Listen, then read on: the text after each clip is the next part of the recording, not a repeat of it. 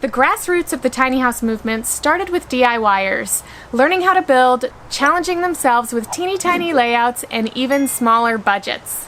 So in today's video, we're going to head back to our roots. You're going to meet a couple who challenged themselves to build a non-toxic tiny house for just $20,000. So let's go take a tour.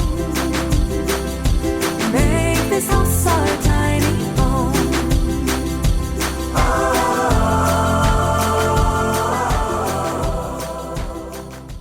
Hi, I'm Andrea. I'm Megan, and this is our tiny house.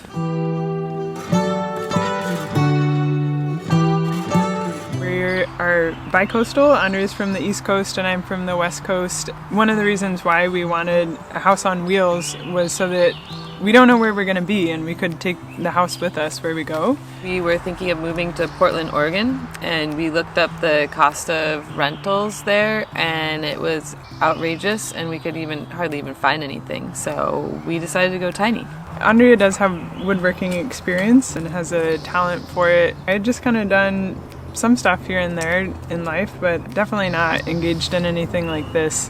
We anticipated taking about 1 year to build our tiny house, and we ended up taking 4 years. I like to say we were actively not working on it for about 2 of those years. This project has definitely improved my skills. I think that there's just so much room for creativity and doing whatever you want or whatever you can.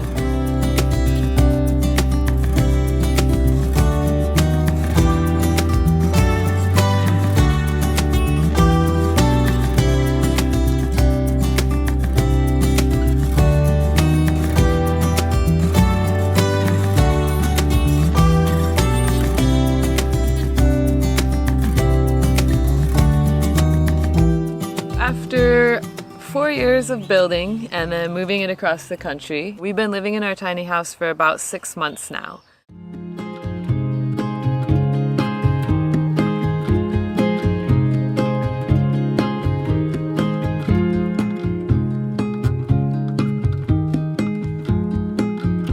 Welcome to the cow, as we call it, our cabin on wheels. Our cabin itself is about 7 feet 4 inches wide on the inside. So this couch is probably about 6.5 feet long. If we had a guest, they could definitely sleep over because this does pull out into a bed.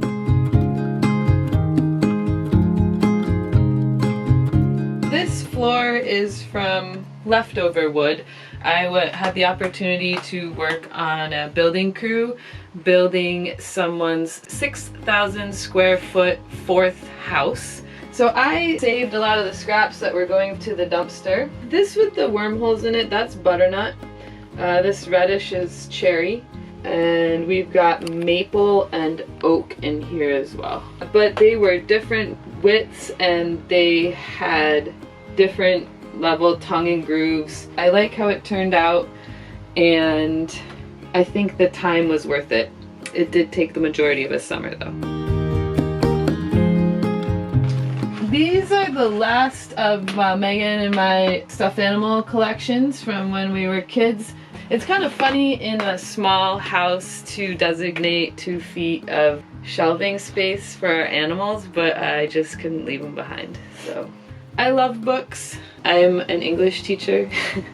We had to downsize. Crates and boxes of books just had to go. This is pretty much what's left. We do have more upstairs. Megan is going to school for holistic landscape design, so we also have a ton of like herbal medicine books and gardening books.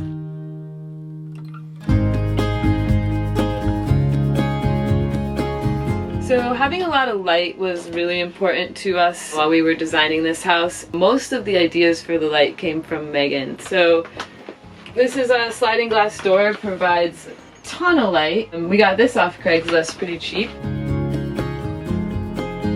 We've also got our skylight up here. Got that off Craigslist. These lights we found at a local craft fair. We really did our best throughout the house to buy local, buy eco, and try to reuse as much reclaimed material as possible. I would say about half the wood from this house is either reclaimed or upcycled or found wood. I could give you an example. These stairs used to be a cherry dining room table. We tried to put as much storage as possible into the stairs, as most people do with their tiny houses. So we have shoe storage down at the bottom. Let's see, we keep our hats and gloves in here. We keep clothing, belts in here. This is our super secret drawer, although I guess it's not anymore. But we keep our dish towels in here. And we found that we just can't have enough space for our shoes. We have even more shoes here, and we have even more shoes in here. We've got construction still going on in this house.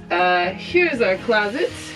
We recently purchased some pull-out drawers. We're waiting for 4 more of them to come in. So it looks like this right now. And so it's always a work in progress.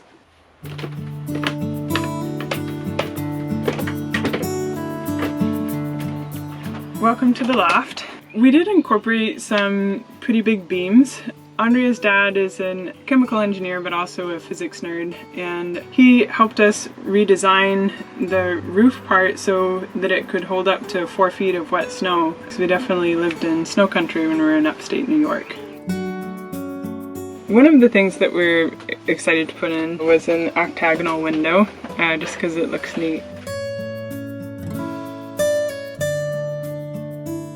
Our cat's name is Riot. This is Riot's bed up here. Our dog also sleeps with us in the bed. It's pretty tight. It is just a full bed with 3 of us in it, but we make it work.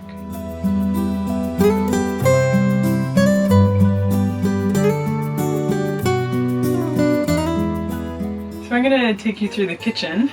We'll start at the stove. It's an RV stove. It was one of the smallest ones that we could find with an oven. The oven was particularly important to Andrea. It is nice to be able to bake pizzas. And this is our heater, and it's small. It just fits in this box under here. We chose for our heating systems to be propane so that we could be off-grid potentially if we wanted. And also we found out living in our last space that electric heat is extremely expensive.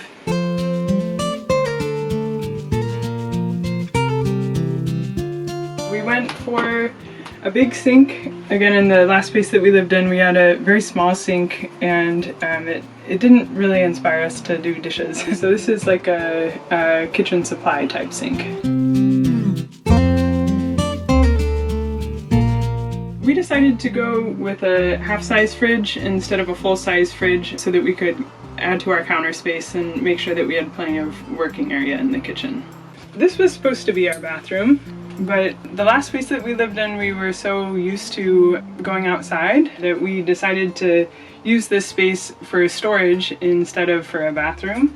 And also, I'm into herbalism and I have the herb shelf. We did decide to just take the Nature's Head composting toilet out of the house and put it into an outhouse. Just because it's just as easy to go and we don't have to worry about the smell or anything in there. For a shower, we haven't hooked it up yet, but our hot water heater that goes to our sink, we have a shower head that can attach to the side of our house. So as soon as we just hook that up, we'd have an outdoor shower right outside our house. There is a shower that's available on the property, which is really nice to have.